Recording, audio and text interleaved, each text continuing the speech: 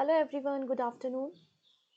Good afternoon to all. I am Pooja and welcome back to my channel. तो कल Sunday था और Sunday को हम लोगों ने वीकली करंट अफेयर्स देखा था जहाँ पे हम लोगों ने टॉप 80 क्वेश्चंस देखे थे। आई होप आपने उस वीडियो को देखा होगा, वहाँ से आपको डायरेक्टली एग्जाम में प्रश्न मिलेंगे। ठीक है। इसके अलावा वीकली बैंकिंग करंट अफेयर्स की पीडीएफ भी मैंने टेलीग्राम पे शेयर की थी, तो जो बैंकिंग एस्पिरेंट है उस पीडीएफ को ज़रूर देखना और पीडीएफ के एंड में काफ़ी सारे क्वेश्चंस भी हैं, तो उन क्वेश्चंस को भी लगाना। ठीक है। आज के वीडियो में हम 14 एंड 15 ऑफ दिसंबर के करंट अफेयर्स देखेंगे। आज के सेशन में हमें बात करनी है एफडीआई के बारे में, फॉरेन डायरेक्ट इन्वेस्टमेंट। हमारे देश में जो इंश्योरेंस सेक्टर है उसमें गवर्नमेंट ने 100% एफडीआई को अप्रूव किया है, हम उस पर बात करेंगे। इसके अलावा आज हमें बात करनी है विश्व के सबसे स्ट्रॉन्गेस्ट पासपोर्ट के बारे में। ठीक है, उस पासपोर्ट पे बात करेंगे। एशियन डेवलपमेंट बैंक की रिपोर्ट पे बात करेंगे कि भारत की जीडीपी क्या रहेगी, भारत में इन्फ्लेशन क्या रहेगा। इसके अलावा वर्ल्ड इन इक्वलिटी रिपोर्ट जो पब्लिश हुई है जिसमें बताया गया है कि पूरे विश्व में क्या असामान्यताएं हैं, चाहे वो जेंडर पार्टिसिपेशन को लेकर हो या फिर वेल्थ इनकम को लेकर हो, तो वो सारी बातें आज हमें डिस्कस करनी है। ठीक है, आइए स्टार्ट कर लेते हैं आज का हम अपना वीडियो। तो सबसे पहले एक बेसिक न्यूज़ देख लेते हैं जो ऑलरेडी मैंने शॉर्ट से आपको समझाई हुई थी। हम बात कर रहे हैं मनरेगा के बारे में। ठीक है, मनरेगा का मतलब Mahatma Gandhi national rural employment guarantee act होता है। ठीक है, ये हमारे देश का सबसे बड़ा एम्प्लॉयमेंट गारंटी मतलब रोजगार देने वाला एक स्कीम है। इसके अंदर क्या किया जाता है, ग्रामीण क्षेत्र में जो लोग निवास करते हैं, जिनकी उम्र 18 साल से ऊपर है और जो तैयार हैं अनस्किल्ड काम को करने के लिए, तो उन्हें 100 डेज का 100 दिनों का रोजगार दिया जाता है under the MNREGA scheme. MNREGA scheme की शुरुआत 2005 में, मतलब 2005 में एक बिल आया था नरेगा नाम से, तो 2005 में इस स्कीम को लाया गया था और 2006 से इफेक्ट में है। फिर यूपीए गवर्नमेंट आती है और नरेगा का नाम मनरेगा कर दिया जाता है 2009 में।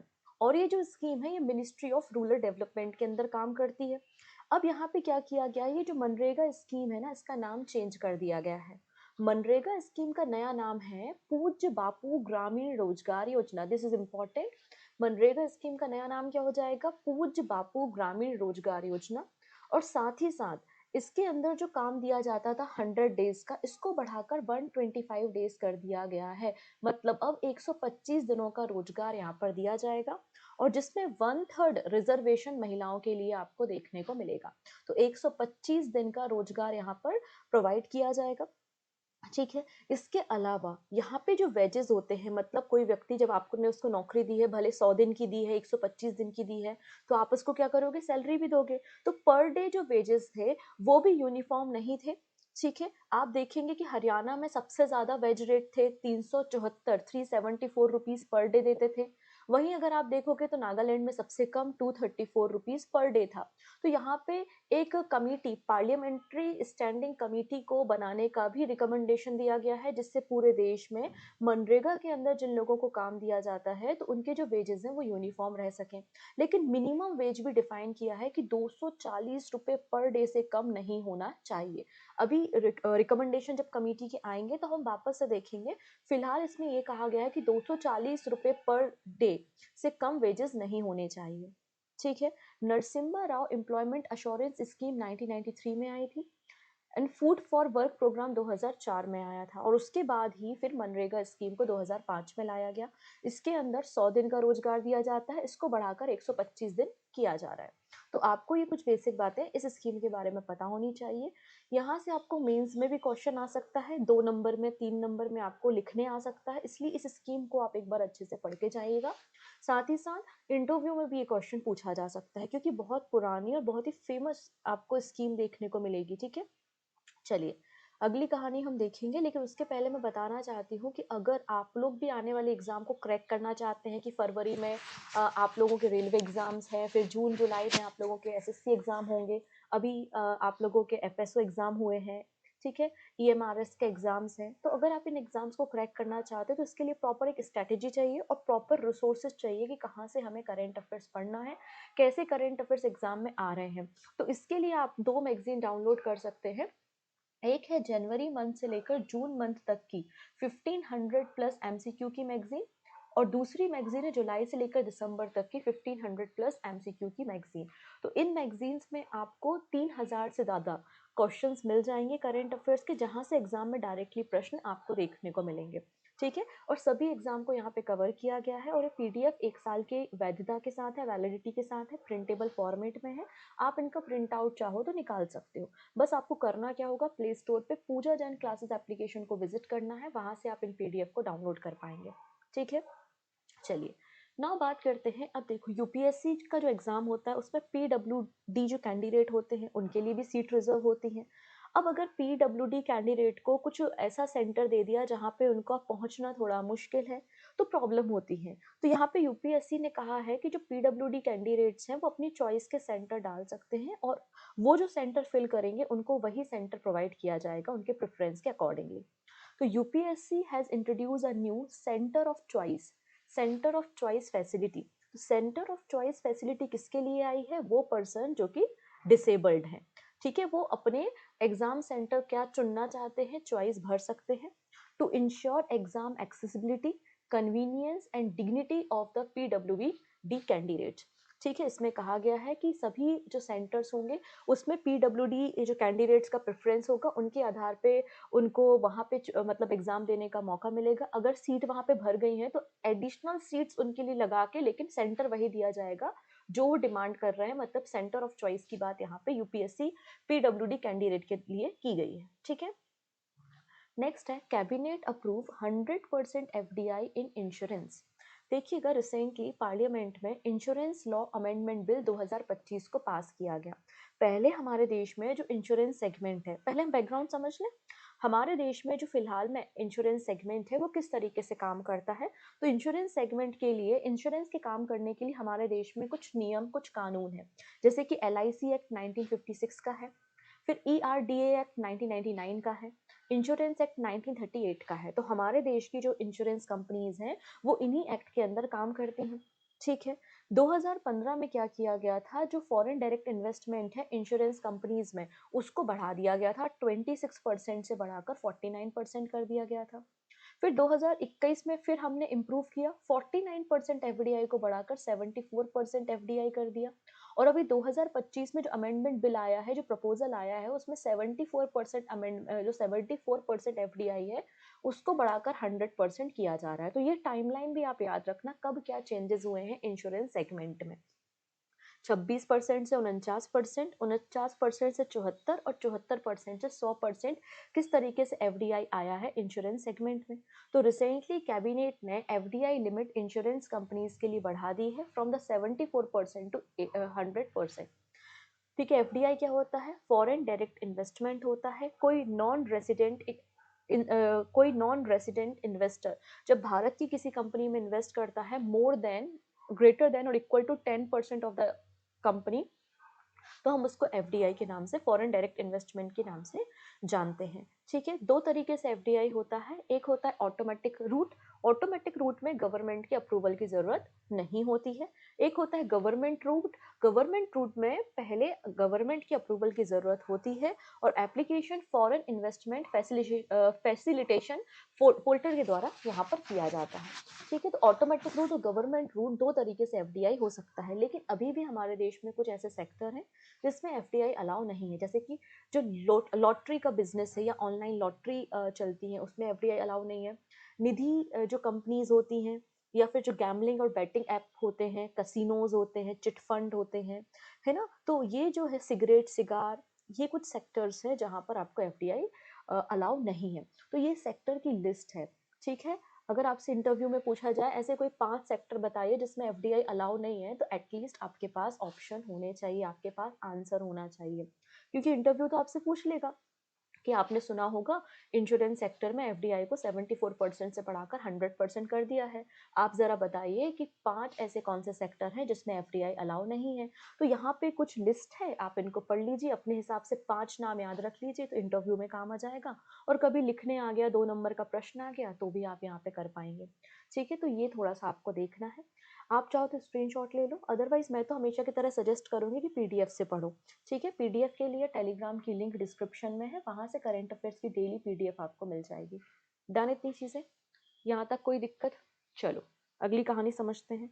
अगर वीडियो पसंद आता होगा ना तो बिल्कुल इसको शेयर ज़रूर करना है सभी फ्रेंड्स के साथ जो किसी भी वनडे एग्ज़ाम की तैयारी कर रहे हैं, और सब्सक्राइब करेंगे अगर आप पहली बार चैनल पे आए हैं। ठीक है, चलो अब बात करते हैं सिलीसेर लेक और कोपरा जलाशय के बारे में, जिनको रामसर लिस्ट में शामिल किया है। और भारत में total number of sites Ramsar site 96 हो चुकी हैं। इसी के साथ एशिया में सबसे ज़्यादा रामसर साइट आपको इंडिया में देखने को मिलेंगी, विच इज़ 96। ठीक है, 2 फरवरी को 1971 में रामसर शहर में ये कन्वेंशन साइन हुआ था, इसलिए इसे रामसर कन्वेंशन कहते हैं। और 1982 में भारत ने रामसर कन्वेंशन को ज्वाइन किया था। अब एक एक करके हम दोनों साइट्स के बारे में बात करेंगे। सबसे पहले बात करते हैं राजस्थान की साइट, जिसका नाम है सिलीसेर लेक। ये राजस्थान की 5वें नंबर की और भारत की 96 नंबर की रामसर साइट है। इसके पहले जैसे कि सांभर लेक है, केवल देव घाना नेशनल पार्क है, कीचन है, मैनर है, ये 4 साइट है जो रामसर साइट है राजस्थान में। और 5वें नंबर की आपको सिलीसेर लेक मिल चुकी है, जो कि एक ह्यूमन मेड लेक है। सरिस्का टाइगर रिजर्व के पास आपको देखने को ये मिल जाएगी। ठीक है, अलवर डिस्ट्रिक्ट ऑफ राजस्थान में है। अलवर डिस्ट्रिक्ट में ड्रिंकिंग वाटर सप्लाई के लिए इस लेक का कंस्ट्रक्शन हुआ था 1845 में। 1845 में महाराजा विनय सिंह जी के द्वारा इस लेक का कंस्ट्रक्शन कराया गया था। कहाँ है? अलवर डिस्ट्रिक्ट ऑफ राजस्थान में। नेक्स्ट आता है आपका कोपरा जलाशय। ये आपका छत्तीसगढ़ में है। ये छत्तीसगढ़ का पहला और भारत का 95th नंबर का आपको रामसर साइट मिलेगा। तो ये छत्तीसगढ़ का पहला है, इसलिए अपने आप में इम्पॉर्टेंट है। एक रिजर्वायर है, इसका इस्तेमाल इरिगेशन मतलब सिंचाई के लिए किया जाता रहा है। और महानदी रिवर के कैचमेंट एरिया में आपको ये जलाशय देखने को मिल जाएगा। कहाँ पर? बिलासपुर के नज़दीक, छत्तीसगढ़ में। ठीक है, यहाँ पे कई प्रकार की इम्पोर्टेंट स्पीसीज को स्पॉट किया गया है, जैसे कि आपका ग्रेटर स्पॉटेड ईगल और इजिप्टियन बल्चर, जो कि IUCN की इंडेंजर कैटेगरी में देखने को मिलेगा। तो ये दोनों साइट आपको याद रखनी है। और भारत में नंबर ऑफ रामसर साइट्स कितनी हो चुकी है? भारत में 96 साइट्स आपको देखने को मिलेंगी। डन है? ठीक है। मैं एक छोटा सा शॉर्ट वीडियो बनाऊंगी, तो पूरा 1 जनवरी 2025 से लेकर आपका 30 दिसंबर 2025 तक जितने भी important Ramsar site add on हुई हैं, जहाँ जहाँ हुई हैं, उसका एक शॉर्ट वीडियो मैं बना दूंगी। तो आप उसको ज़रूर से देख लेना, क्योंकि रामसर साइट से क्वेश्चन आते हैं। और सिमिलर काइंड ऑफ वीडियो में GI टैग के लिए बना दूंगी कि पूरे साल में कौन कौन से GI टैग मिले। तो इन दोनों वीडियो को ज़रूर देख लेना, बहुत जल्दी आपको वो वीडियो मिल जाएंगे। ठीक है, चलिए अब बात करते हैं शांति के बारे में। शांति बिल। रिसेंटली कैबिनेट ने शांति बिल, जिसका नाम है एटॉमिक एनर्जी बिल 2025 को अप्रूव किया है। नाम है शांति। शांति का मतलब क्या है? Sustainable harnessing of advancement of nuclear energy for transforming India. अभी तक आप लोग देखते हैं कि हमारे देश में जो एटॉमिक एनर्जी एक्ट है 1962 का, ठीक है, 1962 में एटॉमिक एनर्जी एक्ट पास हुआ था। और इसके अंदर जितनी भी एटॉमिक एनर्जी प्रोड्यूस होती है, जो न्यूक्लियर पावर प्लांट इस्टेब्लिश किए जाते हैं, वो गवर्नमेंट एंटिटीज के द्वारा, मतलब गवर्नमेंट ओन्ड कंपनीज के द्वारा ही इस्टेब्लिश किए जाते हैं। अभी तक हमारे देश में न्यूक्लियर एनर्जी जनरेशन में प्राइवेट सेक्टर का कॉन्ट्रीब्यूशन जीरो था, प्राइवेट सेक्टर का कॉन्ट्रीब्यूशन नहीं था। लेकिन अब यहाँ पे शांति बिल लेकर आए हैं।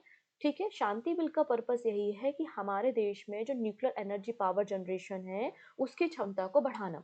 क्योंकि हमारे दो छोटे छोटे से टारगेट हैं। एक है नेट कार्बन एमिशन जीरो करना 2070 तक, और दूसरा हमारा टारगेट है कि हमें 100 गीगावाट न्यूक्लियर एनर्जी प्रोड्यूस करनी है। ठीक है, 2047 तक। और वर्तमान में हमारा जो न्यूक्लियर कैपेसिटी है वो 8 गीगावाट का है। 100 बनानी है, 8 है, मतलब इस सेक्टर में हमें और भी ज़्यादा इन्वेस्टमेंट की ज़रूरत है। इसलिए शांति बिल आया है। और अब प्राइवेट पार्टिसिपेशन आपको देखने को मिलेगा, मतलब अडानी अंबानी जैसे जो प्राइवेट प्लेयर्स हैं, वो आपको न्यूक्लियर एनर्जी सेगमेंट में देखने को मिल जाएंगे। इस बिल को इंट्रोड्यूस करने का काम डिपार्टमेंट ऑफ एटॉमिक एनर्जी ने किया है। ठीक है, इसके लिए एटॉमिक एनर्जी एक्ट 1962 में संशोधन हुआ है। Civil liability for nuclear damage act 2010 में भी संशोधन किए गए हैं। इसके अंतर्गत प्राइवेट सेक्टर एंटिटीज जो हैं वो न्यूक्लियर पावर जनरेशन कर पाएंगी, लेकिन याद रखना है ये केवल न्यूक्लियर पावर जनरेशन कर पाएंगी। ठीक है, अभी भी गवर्नमेंट के पास पूरे पावर्स है न्यूक्लियर वेपन्स तैयार करने के लिए। न्यूक्लियर वेपन्स केवल गवर्नमेंट तैयार करेगी। हाँ, न्यूक्लियर एनर्जी जनरेशन जो पावर प्लांट्स होते हैं उसमें प्राइवेट एंटिटीज आपको देखने को मिलेगी। ठीक है, इतनी चीजें ये आपको समझने की जरूरत है कि पूरा नहीं दे दिया है कि वेपन्स प्राइवेट कंपनी तैयार कर रही, नहीं, वेपन्स तैयार करने की जिम्मेदारी तो गवर्नमेंट की है। जो फ्यूल होते हैं उसको इनरिच करने की जिम्मेदारी भी गवर्नमेंट की है। हाँ, लेकिन पावर जनरेशन अब प्राइवेट हाथों में भी देखने को मिल जाएगा। इसके लिए एक यूनिफाइड लीगल फ्रेमवर्क तैयार किया जाएगा। लाइबिलिटीज क्या होंगी कंपनीज की वो सेट की जाएंगी। और न्यूक्लियर एनर्जी जनरेशन से संबंधित कोई भी विवाद होते हैं, कोई भी डिस्प्यूट्स होते हैं, उसके लिए एक ट्रिब्यूनल बनाया जाएगा। जैसे पर्यावरण संबंधी जो विवाद होते हैं उनके लिए आपको एनजीटी, नेशनल ग्रीन ट्रिब्यूनल देखने को मिलता है, जो कि 2010 में बना था। उसी प्रकार न्यूक्लियर एनर्जी से संबंधित जो भी डिस्प्यूट्स हैं, जो भी प्रॉब्लम्स हैं, उनको सॉल्व करने के लिए एक डेडिकेटेड ट्रिब्यूनल बनाया जाएगा। तो आई होप आपको समझ में आ गया होगा शांति बिल क्या है। शांति का फुल फॉर्म एग्जाम में बन सकता है sustainable harnessing of advancement of nuclear energy for transforming India. ठीक। नेक्स्ट है एशियन डेवलपमेंट बैंक की रिपोर्ट पब्लिश हुई है, एशियन डेवलपमेंट आउटलुक, जिसका टाइटल क्या है, growth studies but uncertainty lingers. ठीक है, ये आपको देखने को मिलेगा। इसमें कहा है कि FY26 में भारत की जीडीपी 7.2% रहेगी, वहीं FY27 में भारत की जीडीपी 6.5% रहेगी according to the Asian development bank. तो ये वाला डेटा आपको याद रखना है। ठीक है, FY26 में 7.2% और FY27 में 6.5%। नाउ बात करते हैं इन्फ्लेशन के बारे में। तो इन्होंने कहा है FY26 में इन्फ्लेशन 2.6% होगा और 2000 FY27 में 2027 में इन्फ्लेशन 4.2% एस्टिमेट किया गया है according to the Asian development bank. Asian development bank 1966 में बना था। मनीला फिलीपींस में हेडक्वार्टर है। 69 मेंबर नेशंस है। एंड मसाटो कांडा जो कि जापान से हैं, इसके प्रेसिडेंट देखने को मिल जाएंगे। This is again very important name. ठीक है, चलो अब बात करते हैं एयू स्मॉल फाइनेंस बैंक, है ना, जिसको आपने सुना ही होगा कि आरबीआई का इन प्रिंसिपल अप्रूवल मिला था, है ना, कन्वर्ट करने के लिए यूनिवर्सल बैंक में। मिनिस्ट्री ऑफ फाइनेंस ने क्या कहा है कि एयू स्मॉल फाइनेंस बैंक में जो फॉरेन इन्वेस्टमेंट लिमिट या एफडीआई लिमिट है, जो कि पहले 49% थी, इसको बढ़ाकर 74% किया जाता है। ठीक है, मिनिस्ट्री ऑफ फाइनेंस ने क्या कहा है कि एयू स्मॉल फाइनेंस बैंक में जो एफडीआई थी वो 49% लिमिट थी, इसको बढ़ाकर 74% करने की बात की गई है, जिससे और भी ज़्यादा इन्वेस्टमेंट आ सके। ठीक है, फॉरेन पोर्टफोलियो इन्वेस्टर कितना है, 34.49% आपको देखने को मिल जाएगा। और currently AU small finance bank में जीरो एफडीआई है। अभी तक कोई भी एफडीआई, मतलब जीरो एफडीआई आपको देखने को मिलेगी, और अब इसको 74% करने की बात की गई है। एयू स्मॉल फाइनेंस बैंक 1966 में बना था। संजय अग्रवाल इसके मैनेजिंग डायरेक्टर आपको देखने को मिल जाएंगे। इतनी चीजें क्लियर है। ठीक है, अब एफडीआई और एफपीआई में क्या अंतर होता है, तो अगेन ये चार्ट है, आप इसको आराम से पढ़ सकते हैं, क्योंकि 34% एफपीआई है और जीरो एफडीआई आपको एयू स्मॉल फाइनेंस बैंक में मिलेगी। तो एफडीआई जो लिमिट है वो यहाँ पर इंक्रीज की गई है। ठीक है, नेक्स्ट है India's first hydrogen power train is ready. Ministry of railway ने रिसेंटली हमें बताया है कि इंडिया की पहली हाइड्रोजन फ्यूल से चलने वाली जो ट्रेन है, अंडर द आत्मनिर्भर भारत इनिशिएटिव, इसे तैयार किया गया है पायलट मॉडल पे, और इसका जो मॉडल है वो RDSO स्टैंडर्ड पे बेस्ड है। अब RDSO क्या होता है, तो हमारा जो इंडियन रेलवे है, जैसे कि हमारा इसरो है, इसरो की एक इंटरनेशनल आर्म है। यूपीआई है, ये एनपीसीआई है, एनपीसीआई की भी एक इंटरनेशनल आर्म है। वैसे इंडियन रेलवे जो है उसकी भी एक टेक्निकल आर्म है जिसका नाम है RDSO, मतलब India research design and standard organisation, जो रिसर्च करती है, डिजाइन स्टैंडर्ड डिफाइन करती है कि कोच का साइज क्या होगा, बर्थ का साइज कितना होगा, railway track, security, safety, fuel, है ना, इन सब के लिए स्टैंडर्ड डिफाइन करती है RDSO स्टैंडर्ड। तो RDSO स्टैंडर्ड के अकॉर्डिंगली इंडिया की पहली पायलट बेसिस पे हाइड्रोजन पावर ट्रेन रेडी हो चुकी है, और इसको जिंद में, हरियाणा के जिंद में इसको तैयार किया गया है। ठीक है, ये बात यहाँ पे मिनिस्ट्री ऑफ रेलवे के द्वारा लोकसभा में बताई गई। इसमें 10 कोचेज हैं, 2400 किलोवाट पावर पे ये काम करेगी। ठीक है, 8 पैसेंजर कोचेज आपको यहाँ पर देखने को मिलेंगे। चलिए नेक्स्ट है Germany defeat Spain Germany defeat Spain to win FIH men's junior hockey world cup. तो FIH men's junior hockey world cup Bharat ने होस्ट किया था, भारत के चेन्नई में। चेन्नई में भी कहाँ पे, जो राधा कृष्णन हॉकी स्टेडियम है वहां पर इसका फाइनल आपको देखने को मिल जाएगा। फाइनल जो खेला गया था वो जर्मनी और स्पेन के बीच में खेला गया था। जर्मनी को गोल्ड मिला है, स्पेन को सिल्वर मिला है और होस्ट कंट्री भारत को ब्रोंज मेडल मिला है। इंडिया ने अर्जेंटीना को डिफीट करने का काम किया है। ठीक है, नेक्स्ट है India to host the first ever commonwealth kho kho championship. तो कॉमनवेल्थ खो खो चैंपियनशिप 2026 पहली बार या पहला एडिशन कौन होस्ट करेगा? इंडिया होस्ट करेगा मार्च 2026 में। और इसका जो वेन्यू वगैरह फाइनलाइज है वो करने का काम kho kho federation of India करेगा। इसमें 16 मेंस मतलब 16 टीम पार्टिसिपेट करेंगी मेंस की और 16 टीम वीमेंस की पार्टिसिपेट करेंगी। अगर ये सक्सेस हो जाता है तो आने वाला जो कॉमनवेल्थ गेम है 2030 में इंडिया जिसको होस्ट करेगा, आने वाले जो एशियन गेम्स होंगे उनमें भी फिर इसको इंक्लूड किया जाएगा। इसलिए अभी डेमोन्स्ट्रेशन पर्पस आप बोल सकते हैं कि पहला एडिशन कॉमनवेल्थ खो खो गेम्स का 2026 में इंडिया में आयोजित किया जाना है। ठीक है, चलिए अब बात करते हैं CRPF ऑफिसर के बारे में जिनका नाम है दिनेश कथक। दिनेश कथक को मिनिस्ट्री ऑफ होम अफेयर्स के द्वारा efficient medal for exemplary services दिया गया है। इनके काम करने के तरीके जो हैं, इनकी जो आउटस्टैंडिंग सर्विसेज हैं, लीडरशिप है, इसके लिए इनको अवार्ड दिया गया है। ठीक है, नेक्स्ट बात करते हैं DBS बैंक के बारे में। DBS बैंक का हेडक्वार्टर आपको सिंगापुर में देखने को मिल जाएगा।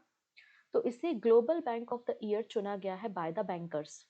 ठीक है, DBS बैंक जिसका हेडक्वार्टर सिंगापुर में है was honoured as a global bank of the year 2025 by the banker. और ये पहली बार नहीं है, तीसरी बार है जब DBS बैंक को global bank of the year चुना गया है। इसके पहले 2018 में, फिर 2021 में और अब 2025 में, थर्ड टाइम है। ठीक है, ना बात करते हैं आलिया भट्ट के बारे में। इनकी जो लगातार बॉलीवुड में प्रेजेंस है, ग्लोबल सिनेमा में इनकी जो प्रेजेंस इंक्रीज हो रही है, इसलिए इन्हें गोल्डन ग्लोब हॉरिजॉन अवार्ड दिया गया है। गोल्डन ग्लोब हॉरिजॉन अवार्ड इन्हें दिया गया है at the Red Sea film festival में। ठीक है, आपका जयधा में। ठीक है, नेक्स्ट है PNB housing finance appoints Ajay Kumar Shukla as a new MD and CEO। तो रिसेंटली PNB हाउसिंग फाइनेंस में उसके जो बोर्ड ऑफ डायरेक्टर्स हैं उन्होंने आने वाले 5 सालों के लिए MD एंड CEO को चुना है। और नए MD एंड CEO कौन होंगे? अजय कुमार शुक्ला आपको देखने को मिल जाएंगे। ठीक, चलिए अब यहाँ पे अलग अलग कंपनीज पासपोर्ट इंडेक्स इशू करती हैं। जैसे कि आप लोग हेनले पासपोर्ट इंडेक्स के बारे में जानते हैं, है ना। अभी हम हेनले के बारे में बात नहीं कर रहे हैं, हम बात कर रहे हैं अर्टॉन कैपिटल के बारे में। अर्टॉन कैपिटल जो है एक ग्लोबल फाइनेंशियल एडवाइजरी फर्म है। इनके द्वारा दुनिया भर के पासपोर्ट्स का एनालिसिस किया गया और पासपोर्ट इंडेक्स जारी किया गया।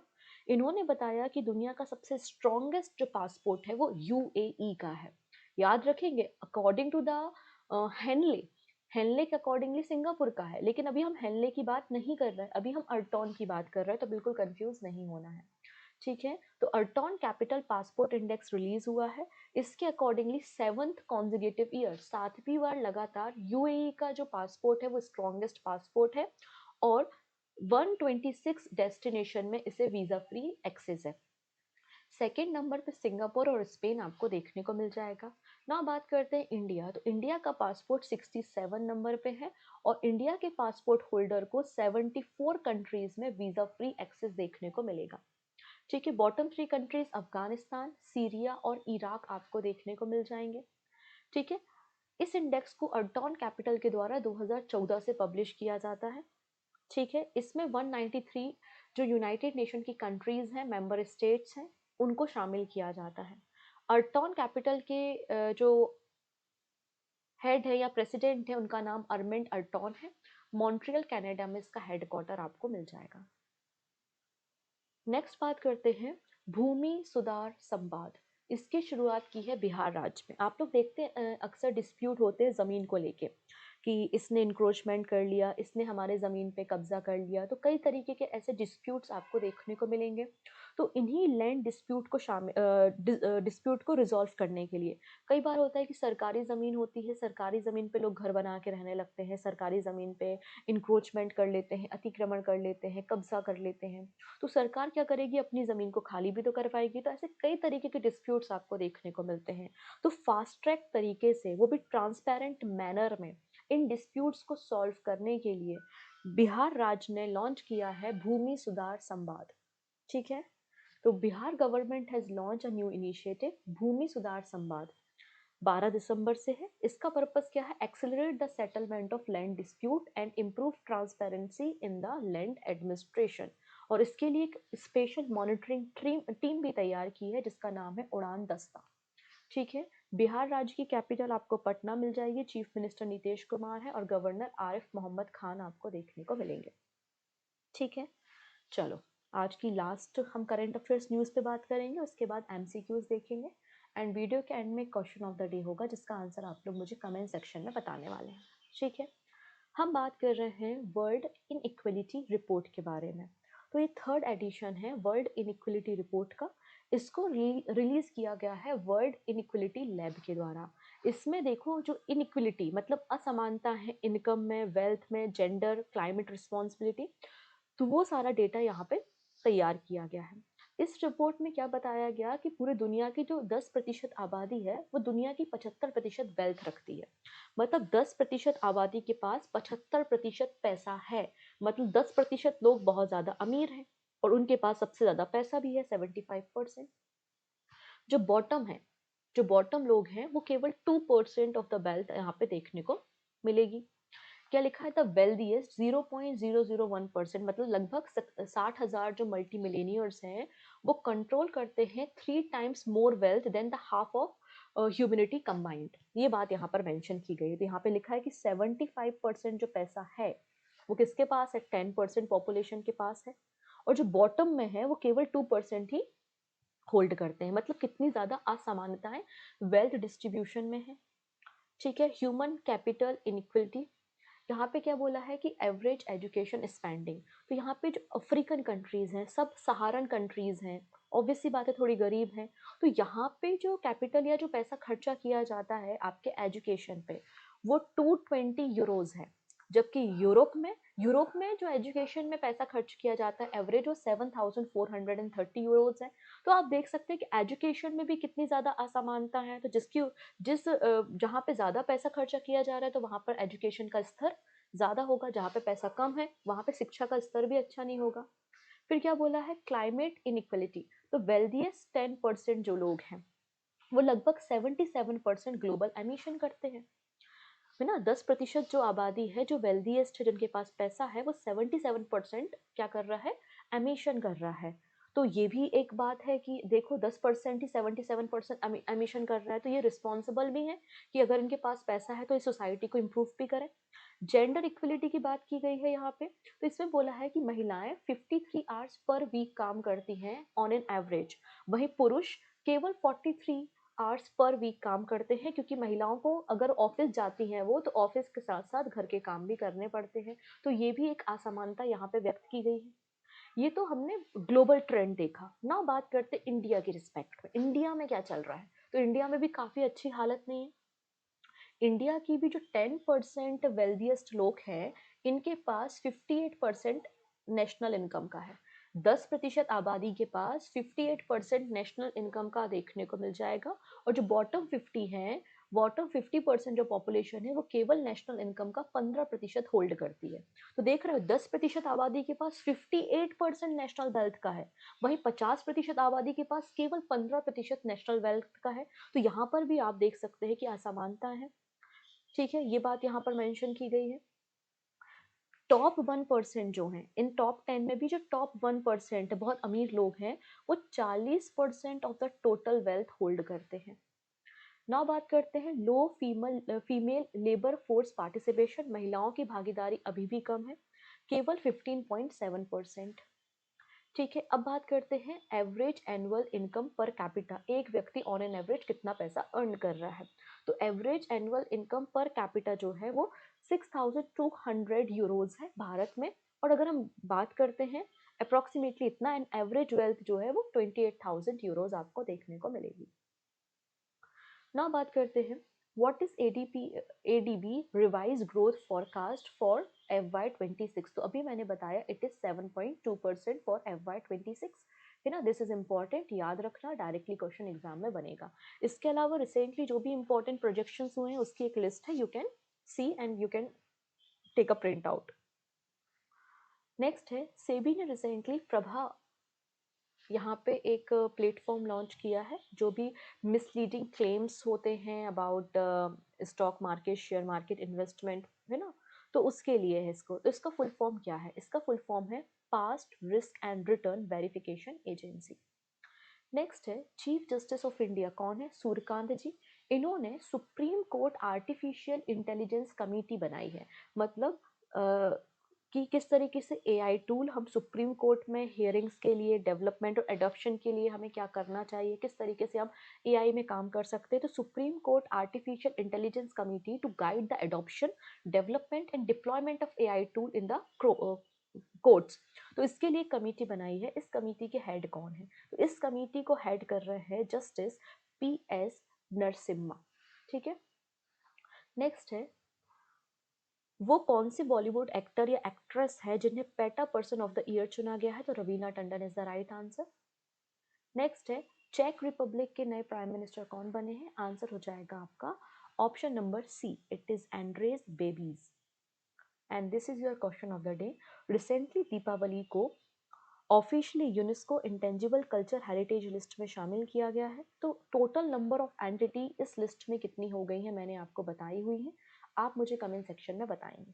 सो आज के लिए इतना ही, बाकी सारी बातें आने वाले वीडियो में डिस्कस करेंगे। Thank you so much, take care and bye bye.